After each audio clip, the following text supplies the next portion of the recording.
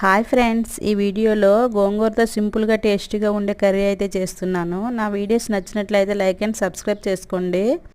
ముందుగా అయితే కడాయి పెట్టుకొని ఆయిల్ వేసేసుకొని ఆవాలు, జీలకర్ర, వెల్లుల్లి, కొంచెం శనగపప్పు, పచ్చిమిరపకాయలు వేసుకోవాలి. ఆ తర్వాత ఆనియన్స్, టమాటా వేసేసుకొని బాగా ఫ్రై చేసుకోవాలి.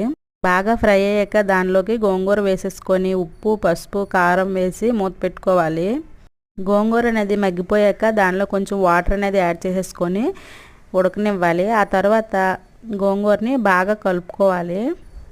కర్రీ అనేది రెడీ అవుతుంది. నేను ఎప్పుడు ఈ గోంగూర వండి నాకు ఒక విషయం అనేది గుర్తుకు వస్తుంది. అదేంటంటే, నేను ప్రెగ్నెంట్తో ఉండేటప్పుడు నాకు ఎక్కువ వాంతులు అయిపోయి వండేటప్పుడు వచ్చే స్మెల్ అనేది పడేది కాదు.